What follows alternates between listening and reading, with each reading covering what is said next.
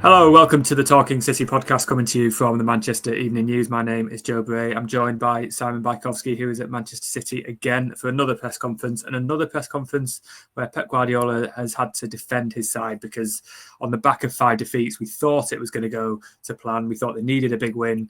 They were getting that big win, and then 15 minutes against Feyenoord, 3 attacks, 3 goals, 3-0 turned into 3-3, and the crisis goes on, 6 games without a win.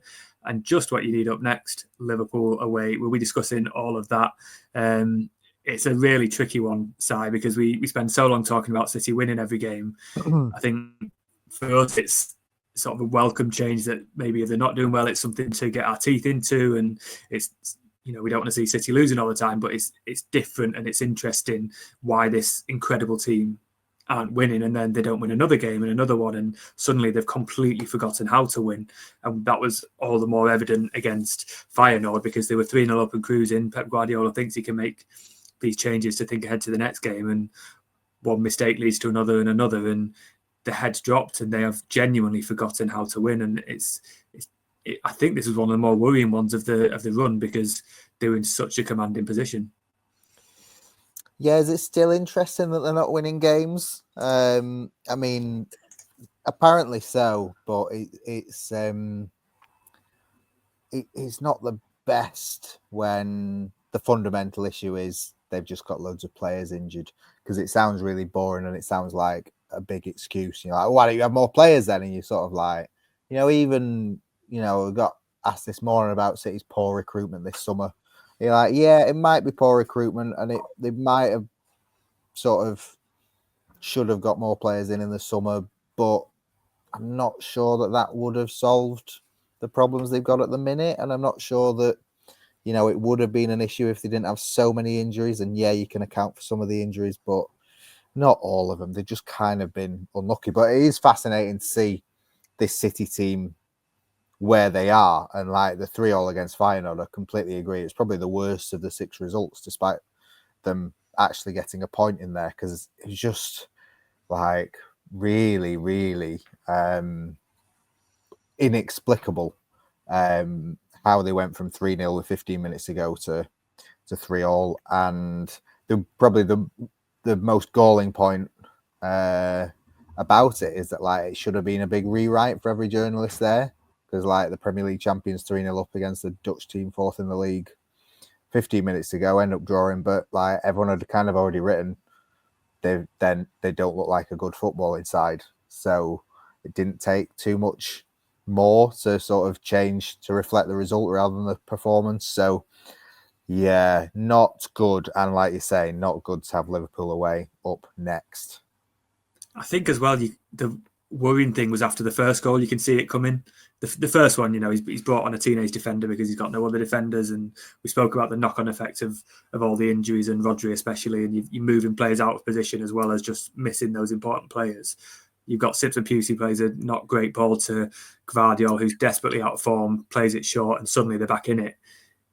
But in any other season, even a couple of months ago, they'd have won 3-1 instead of 3-0, and that would have been that. But the heads, you could see like almost physically the heads dropped, and everything was worried, and the crowd got worried, and Guardiola looks worried, and it all stems from that. It is rare that one goal leads to 3, but it's another game. Is it 4 in a row now where they just concede quick in succession? And Guardiola's used the word fragile a couple of times now in different contexts in different games, and it's true. And yes, they are missing the 4 central defenders and have been over various points of the season, but he should be allowed to make those changes, those 3 changes where he takes off Gundogan, Ake and Foden for various reasons. Some of them need fitness, some of them need sort of resting for Liverpool. You bring on Kevin De Bruyne, even if he's not fully fit, he's an incredible player. And McAtee, we spoke about him in the build-up. He should be fit because he's not really played. He should have the legs and the control. And I think Pep said today about he guarantees that control. And yes, Simpson Pusey is a young lad and has been thrown in very much at the deep end in some really difficult circumstances.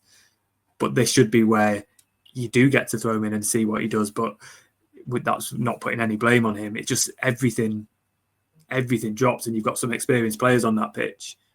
it shouldn't be allowed to happen. When you've got Ederson rushing out for that ball in the last minute, it's one of them, what are you doing? We know Ederson is erratic, but does he do that when everything's going swimmingly, or does he trust his defenders? It's just a lot of different questions you raise of why is it happening. I think when I say it's interesting that they're still not winning, I think it's more to do with that. They've lost that mental edge that they always had.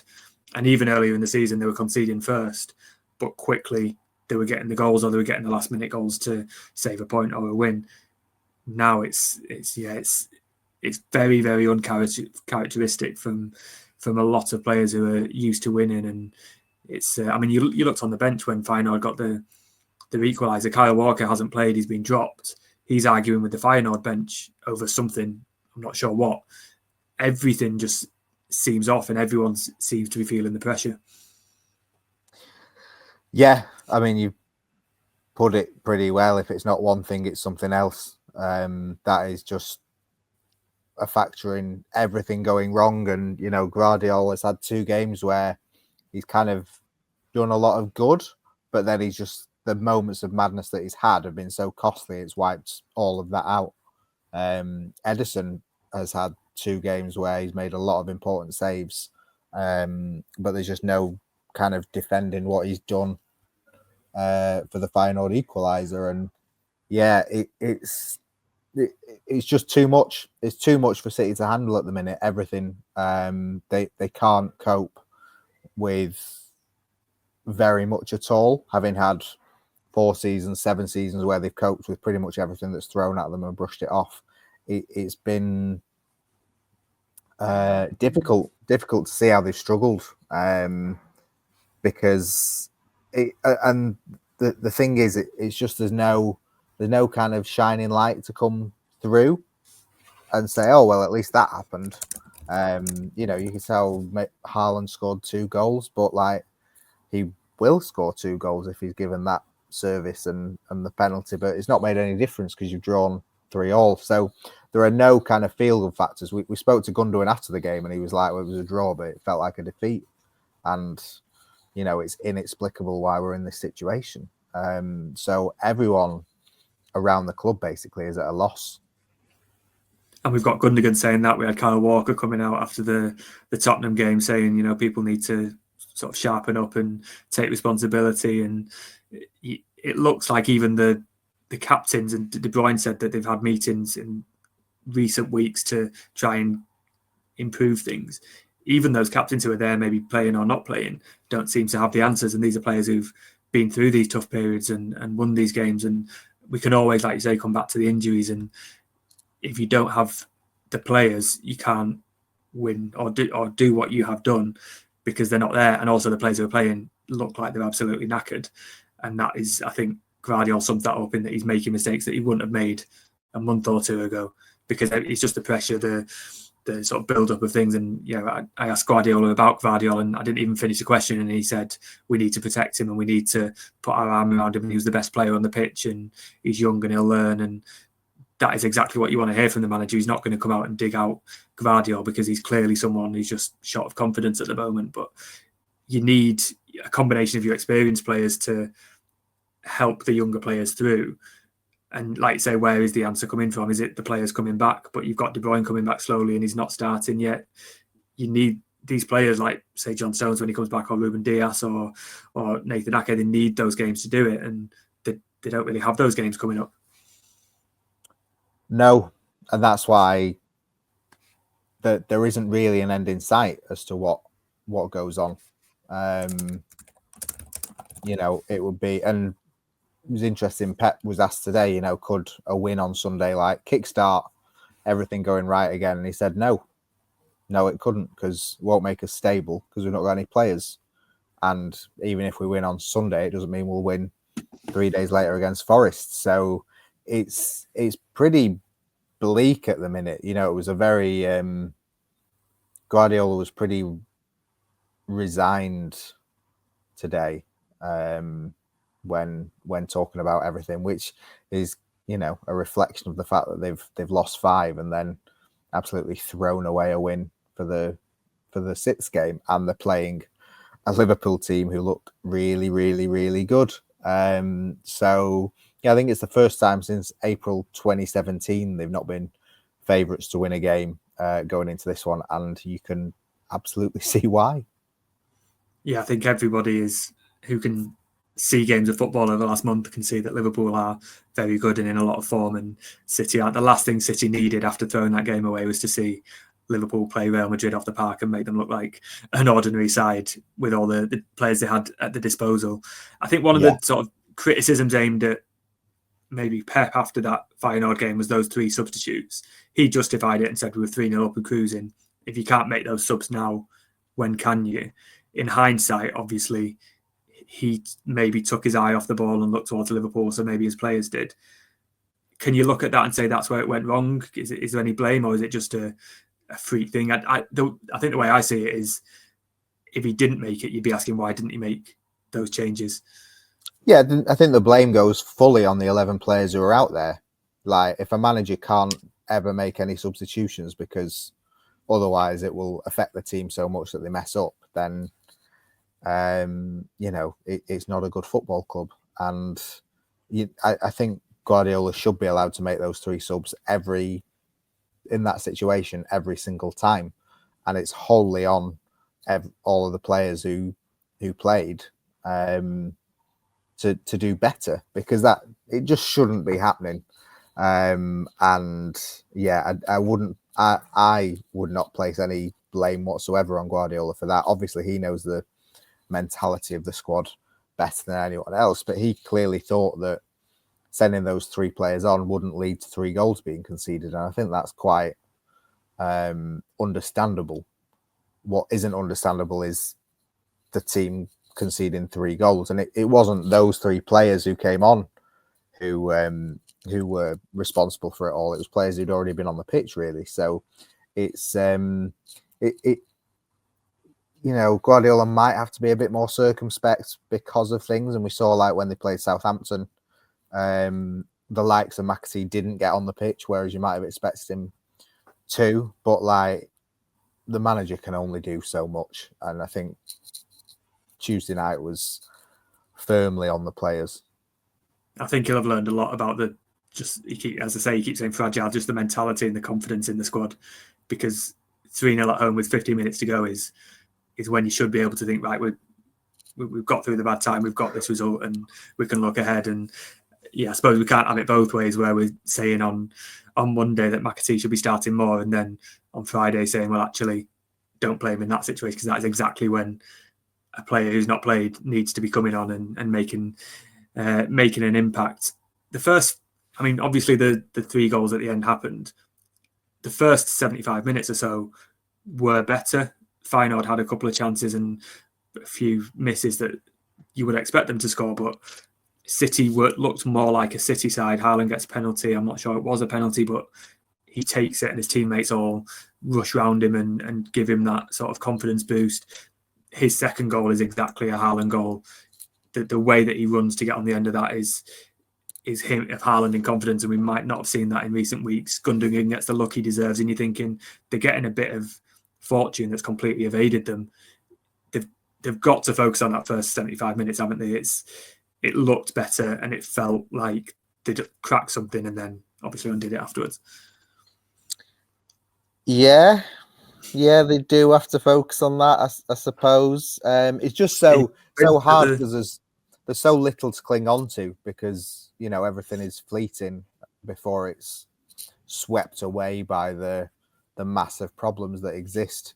You can say, oh yeah, they looked better, but they were also playing a team that are not at Liverpool's standard, and time will tell if they're at Nottingham Forest standard. But it's just one of those. I think there's just so many people at a loss for what to do, and you're right. I think sort of those substitutions will make Guardiola really feel that the problem is kind of even bigger than maybe even he anticipated. But I mean, they've said, yeah, you just have to double down and go back to your principles and try and keep doing the good that you've been doing, because they have had spells where they've played well. And Haaland's second goal on the night was a brilliant City goal that we would expect to see when everyone's playing well. So they are capable of that, and they have started well in games. They started really well against Tottenham, but is reacting to bad moments. We kind of know Liverpool will give them bad moments, so it's just how they react, but also how they deal in the first place with any good moments they can have. Because if Haaland can score any half chance that comes his way, they've got a lot more margin for error than they would have otherwise. So the result, I should have fully checked this before asking you the question. The result leaves City in a bit of danger for finishing in that top 24. That top 8. What's that? Puts them in a bit of danger for finishing in the top 24. Okay, so the 17th, they've got 8 points, and to finish in the top 8, the sort of general feeling is 16 points. 3 games left, Juventus and PSG away among them. They've got to win all 3 now, really, to get that sort of number that people think is going to be the one, or something else is going to have to go in their favour. But it's looking like they might have to go through that playoff round, because you're not looking at Juventus and PSG, even though both sides are below City, and thinking City can go and get those 3 goals. Real Madrid are currently 24th on 6 points, so they're only 2 points ahead of that. You would back them to qualify, but it's looking like a playoff that Guardiola said he definitely doesn't want. How do you see that? And I mean, they're going to get Real Madrid in that playoff round, aren't they? Yeah, quite possibly. Yeah, it's another thing they cannot afford to think about. They can't afford to think about the Champions League right now. Can't afford to think about Juventus. Can't afford to think about Club Brugge. Can't afford to think about PSG, because it's just too much for them. It's too much to think about the potential consequences of that. They will have to be mindful of that, and maybe the January transfer business may have to be mindful of that if they think they've got another playoff coming.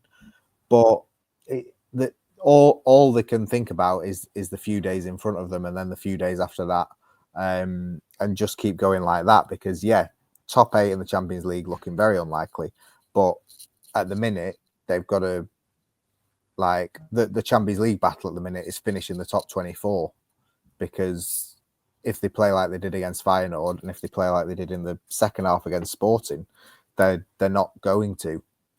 And that would be kind of one of the biggest disasters of Guardiola's time at the club, really. Tell you what, enough sound bites for me to go out for a title for this podcast. We've had no end in sight. Biggest disasters of Pep's career.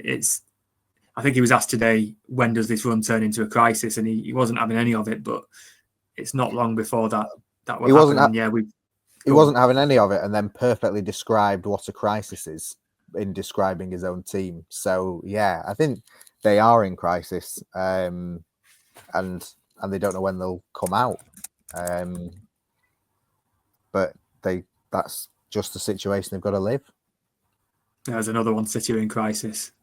Yeah, we've got too many titles for to pick from here. We'll take a short break there, and then we'll come back and look at the little matter of a trip to Liverpool.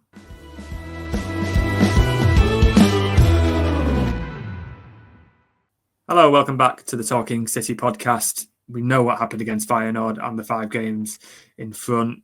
We know how well Liverpool are playing. We know that it's going to be an almighty task for City to go and do something that they've not done in over 20 years, which is win at Anfield with a crowd there. It would be typical City to somehow pull it out the bag, or would it? Yeah, it would. It would, and they are capable of it. Erling Haaland had chances against Tottenham that if they score early on, that's a comfortable win. Feyenoord should have been a win. They've still got players capable of doing things in big games, and still capable of producing big moments. They're just not able to do it over 90 minutes anymore. So if they can do enough in a shorter burst to get over the line, then absolutely possible, but looking unlikely because of their situation, I would say.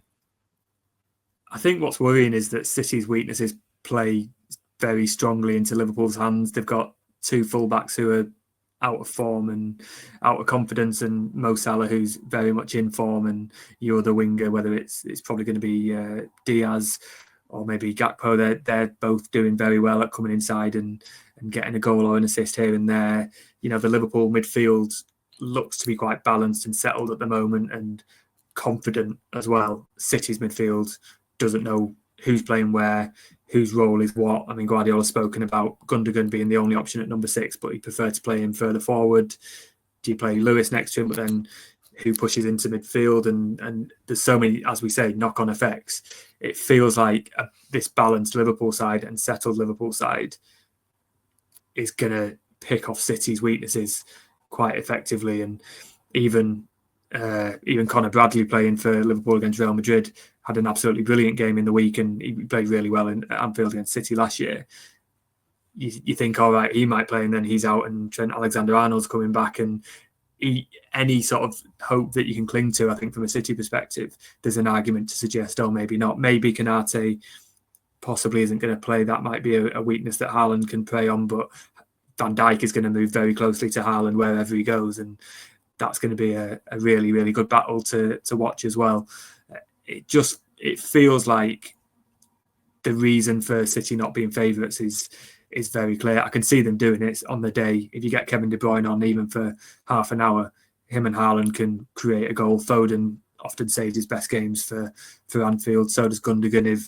If he can find a way to be as effective as he can, the chances will be there, but you get the sense that Liverpool will have more chances, and the mentality in that City defence and midfield doesn't really bode well. Yeah. Very well put. It's just, it feels like everything Liverpool are touching at the minute is coming off. With Kelleher and Bradley and doing so well against Real, and City take their eye off the ball for 3 seconds against Feyenoord, and they've let in 3 goals. So it is, because Liverpool would rather be playing the game with Alisson and would rather Trent Alexander-Arnold have been fit for the game as well. It's not like City are the only team with injuries, but Liverpool have just been far better able to cope. And, the criticism of Liverpool for a while this season has been that they have not been spectacular. They've not been the blood and thunder from Klopp. But then if you can turn it on nights against Real Madrid and things like that, then as City have shown, just being an efficient winning machine is often a sign of a team that goes on to be champions. So, I wonder whether there will be a bit of pressure on Liverpool, whether they might be happy to sort of come away with a point. Because certainly after last weekend, they are sort of now out and out. These guys are favourites for the title. But City have just got so many real issues affecting them that make it good reason why Liverpool are so favourites. I think Pep said something today, didn't he, that even when City were winning all these games, they weren't playing particularly well in every single game. They just did what they had to. And I think Liverpool have gone under the radar a little bit so far this season because they lost to Nottingham Forest, which turns out to be their only loss, but they've not been brilliant. Even against Southampton last week, they didn't play well. They just got the win and dug in when they needed to, and were 2-1 down and got those goals. But that is exactly what City have done in recent years. And Pep keeps saying he just wants one win, let alone a winning run. He just wants one win, and you can see why. And I think he would love it to be at Anfield, but it's hard. It's hard for us to find arguments sort of in the build-up that it's definitely going to happen. I think in recent meetings you think it's 50-50 or City have got the edge or whatever, but maybe not this time. In terms of selection, Pep Guardiola wasn't very forthcoming on any injury boosts. He just said, we'll see. His tried and tested favourite in the press conferences, we're training today. Let's see who's turning up. Doku wasn't there in the squad against Feyenoord, but he trained before and after. Ruben Diaz came back, but didn't make it off the bench. Kevin De Bruyne off the bench again, but still hasn't started a game. You sense that those players will be involved. John Stones is sort of the only one that we're not sure about because he didn't train or play against Feyenoord, and probably you would not expect him to be in the squad or at least start start anyway, even if he is. Who are you looking at in that team, in City's strongest team at the moment? Because I'm looking at the defence as ever. In an ideal world, I think you drop Guardiola and give him just a day off out of the limelight because he is making mistakes. And then you've got Nathan Ake there, that's great, but then you've got to bring Ruben Dias back, and is he ready for 90 minutes? We don't know. Then you're thinking, who plays alongside Gundogan? Is it Akanji pushing up or Lewis? And then you've got to fit in Kyle Walker somewhere, but he's making mistakes as well. There's not an obvious answer for that back four, back six, is there? No, I think Ake and Akanji play whatever. Yeah. You know, Pep did say today that Ake was brought off against Feyenoord because he had 90 minutes at Anfield to do, which will be big because he's not actually played 90 minutes for City this season. So that will be a welcome first if he does manage 90 minutes at Liverpool. So it's probably Ake, Akanji, and then two out of Lewis and Guardiola are probably expected to play again. And then maybe Dias and Walker are the outside shouts. It's still a lot. Dias out for a month to come straight in and come into the team after sort of less than a week's training. And yeah, Walker has had his own injury problems and is making loads of mistakes as well. So you sort of feel like they have to go with Lewis and Guardiola, even though they would probably rather not. Yeah, I genuinely don't know which way he's going, because if you're going on form, then you probably want Ake at left back and maybe rush Dias back a little bit, probably ahead of schedule, just because he's got that experience in that fight and that battle. And even a half fit Dias is probably someone you want in that sort of battle, in that cauldron of Anfield. I'm wondering if he's going to start Walker and just hope that he plays well, and move Lewis into midfield just to help Gundogan. They looked a little bit exposed, if you like, especially when the game sort of got onto the latter stages against Feyenoord. Gundogan is a good player, but like Kovacic, needs someone else there, and I don't think you can rely on your centre backs or anyone else pushing forward. If Lewis plays his hybrid role from full back and defensive midfield, I think Liverpool are going to pick it apart and get so much space in behind that City can't afford to give them. So I think he's got a lot of those things to think about.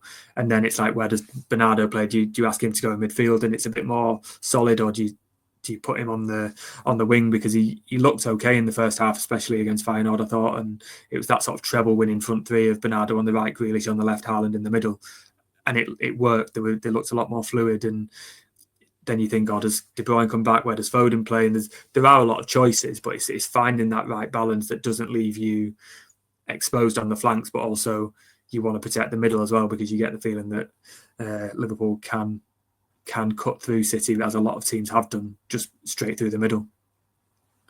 Yeah, I think Bernardo Silva has sort of played a few times in that sort of helping out the holding midfielder when they've played Liverpool, and I would think that will be the plan again, just because whoever else is helping Gundogan will need extra support as well. But like, the thing is with Guardiola, like, he's been responsible for the worst mistakes in the last two games, but at the same time, like, he created 8 chances against Spurs. Like, he's one of City's best attacking options at the minute. So although you'd say you look at his errors and you think, yeah, take him out of the team, you look at sort of what he's contributing in attack and you think, well, it'd be quite a lot to lose from that attack if he were to go.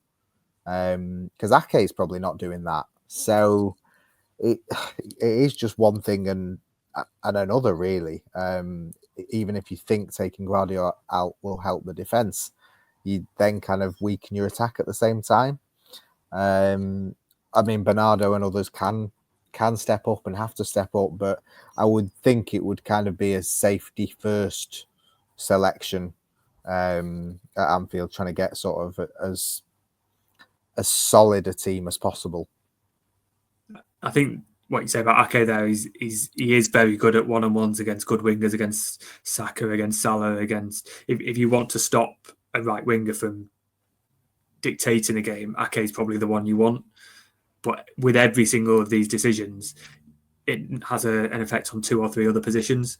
And like you say, Guardiola, I personally would take him out. But when you name that stat of 8 chances created, and Pep probably wasn't exaggerating too much by saying he was one of the best players on the pitch against Feyenoord, because he is a good player in attack, and any sort of criticism of him is he's just played too much football and he's out of form and out of confidence. It's not that he's a bad player, or I think Pep did sum it up quite well of saying he just needs an arm around the shoulder and people around him, because he's just going through a bad moment, as a lot of players are. But I think this is the sort of selection that if Guardiola gets it right, it's why he is as good as he is, because he has so much to think about, and he'll know Liverpool's game better than any of us do, and just working out how to stop them, but also get something from the game at the same time is probably one of the more difficult team selections he's had in a long time. Pep did say after the Spurs game that, yes, if Liverpool beat them and go 11 points clear, that's it for the title race. Changed his tune a little bit today and said, well, let's see, there's a lot more games to play. We spoke about this the other day. If they lose, they probably are out of the title race. But it's interesting to hear Pep change his tune a bit. And he's spoken recently about the emotion that he has directly after a game. And he's got a bit of a clearer head in a pre-match press conference.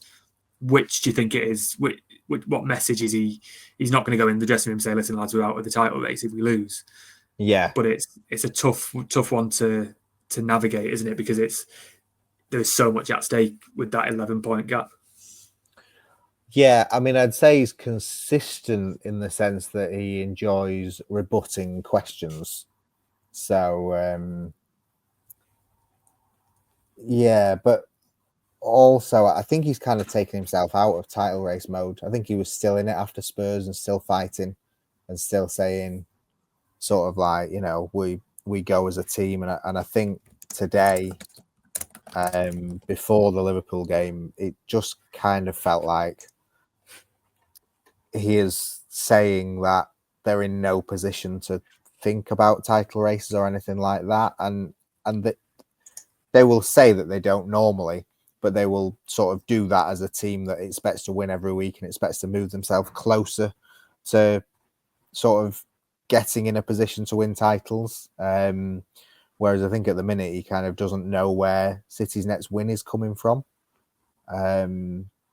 which is understandable, but a concerning situation. And I think, the problems are so deep that they have to kind of work out how to sort of get through that before they can think about anything else. So, yeah, he has said today that they may still be in the title race with 11 points, and they might be, but arguably they're not in it now because of how things look. So I don't think there'll be many people after Sunday, if they lose, who think they're in a title race, and it will probably be 4 or 5 months. It will take 4 or 5 months of much better results before people think that they are again, or unless a spectacular Liverpool collapse. But I'm not sure anyone sees that either. And even with all the facts in front of us, I still expect City to turn it around, because that's what they do. They always do go on that run and get that and continue and have that within them. And as Guardiola says, when you have all those players available, City are a very different side. So I think Rodri is a massive miss, and it always comes back to Rodri. But I don't know. Maybe I'm just so used to City winning everything that I need to change my mindset to actually maybe they're not going to. It's like they're just finding it's like it's a challenge that they're just trying to make it as difficult as possible, and then they can say, look, this is the best one yet. We've won 5 in a row. So it's I agree with everything you say, but my head is still telling me, no, don't be silly. City are still gonna win the title. And another thing Pep said, which sort of ties into that, was about asking his bosses for the opportunity to rebuild the side. And he was, even though he signed a contract 2 weeks ago, he was speaking of someone who could leave if results don't go his way. And he's always said, if you lose loads of games, then you're not in a job. And he's sort of on one of those runs where any other manager would be under threat. Obviously, he's not under threat and is going to stay at City for for 2 more years. He's earned that right. But it was interesting so soon after signing a new contract for him to be talking like he's going to leave next week. Yeah, again, it just felt like it was discussing like the death of the season or something like that, except the season's got 6 months still to go. It was very sort of strange to hear him talk in the way he did. It's kind of it's our job, but it's very difficult to put into words just quite how he spoke and sounded. And yeah, I can. He's fried my brain, that's for sure. It is difficult, and again, it's kind of like back to first season where he's having to defend his CV and say, "Oh, I've won titles," you know. Like obviously, City aren't going to get rid of him, but he has always said if he feels his message isn't getting through or anything like that, he will walk away. But what he also said today is that, you know, he's asked for the chance to be part of the rebuild, which again, he's been asked several direct questions at press conferences about rebuilds and has knocked them all back, but will bring it up himself. And, you know, there's a chance now that if the players aren't responding to his instructions, then he will say, right, well, you're not part of my rebuild.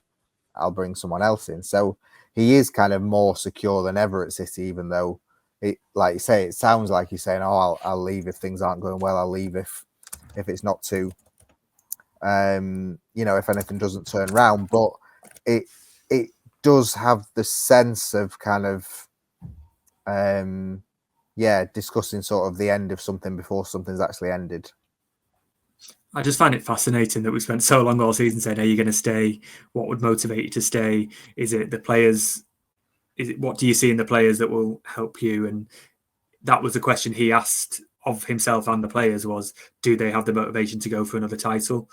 And then he says when he signs his contract, it's because they're in a bad place, which is part of the reason why he wanted to sign it now. And then literally a week or two after, he's talking about rebuilds and leaving and not necessarily staying because of results. And it's his sort of drama and his way of processing things. But he wouldn't have said this at all had he not signed the contract, because he knows the reaction it would have got.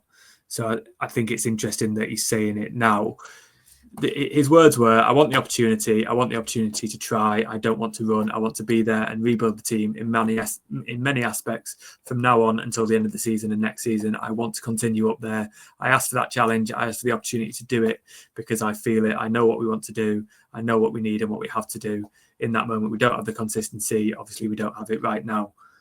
That's quite defiant on its own. And it was in the middle of a rambling answer, but that reads like a manager who is under pressure, even though he's clearly not. He's under pressure on results, but as you say, he's just signed a contract. He's in the most secure place any manager can be. Yeah, and like also when he did sign his contract and when he did ask for these things, it was after kind of the Brighton game. So kind of the worst 2 results of this 6-game run hadn't even come. You know, he does place enormous amounts of pressure on himself to make things work. So there will be a bit of that. But he also does like to make everything big. Because sort of if you make things big, then it's even bigger when if there is a change. So it is strange, but probably befitting the man.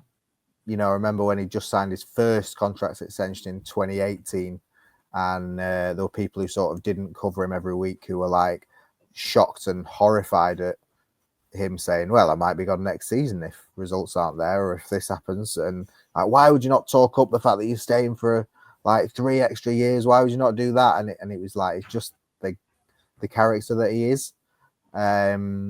So yeah, he was very contemplative today and reflective and everything, but he did have that fight still to say, I'm still here, I'm still fighting.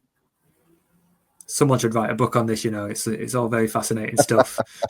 It does feel like he's been saying that line, hasn't he? You know, if I lose a load of games in a row, then I'll be gone. And I'm only here and in this sort of privileged position because we keep winning. And now suddenly they're not winning and they are losing games. And he knows as well as everyone he's got that opportunity to rebuild, and City fans will back him 100%, and his bosses will.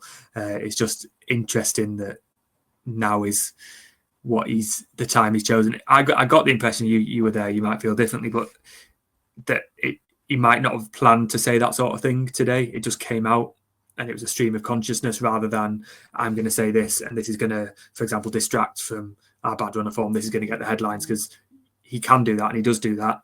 But I don't know. I got the impression it just came out as a thought in his head that he couldn't stop, rather than a plan to say it.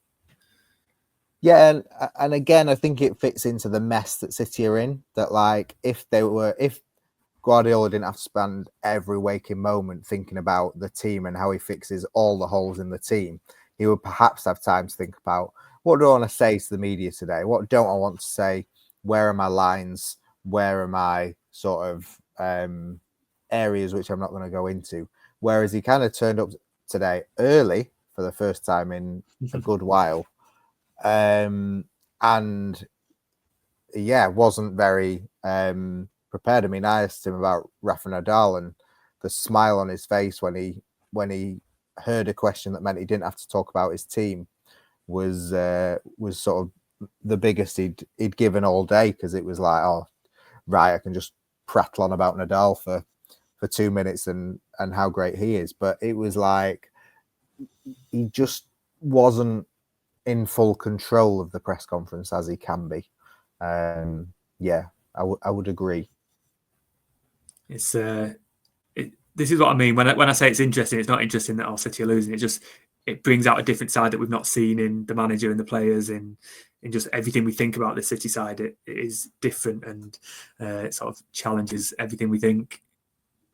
Are we expecting anything other than a defeat at Anfield? Can you offer any hope in terms of a prediction? No. I think Liverpool will win. I think it could get ugly if Liverpool play very well.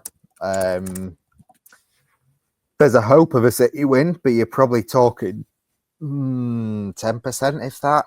I think probably I would think 3-1, 4-1 Liverpool if I was putting a score on it. But that might be, I don't know, that might be horribly underestimating City. I don't know.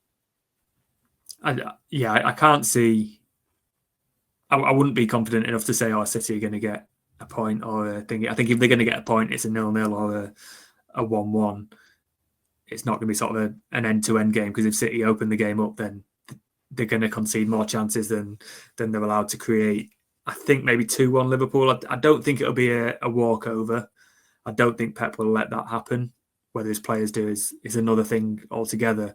But I do think it'll be a narrow defeat in terms of a scoreline, but I think they will be outplayed for the majority, just bit on form and confidence. So I would like to see, just for the title race and sort of something different, and continuing to see if I don't think it's any good when a team runs away with it, even when City do it. Or I would like to see the Liverpool sort of reined in as much as possible until the end of the season.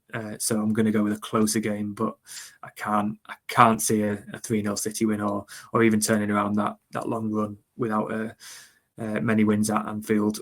You'll be there, Si. We'll have you every step of the way on the MEN throughout the day. On Sunday, blogging the game, all the analysis behind the scenes, everything that Pep says, his players and the Liverpool players as well. And then next week we'll be back to dissect City's famous win at Anfield, because they are going to win 3 or 4-0, of course. And yeah, we'll then look ahead to the next game against Nottingham Forest after that. So yeah, give us a follow on social media if you can, a like and a subscribe where you find our podcast, leave a comment, and yeah, we'll be back next week. Thank you for joining us.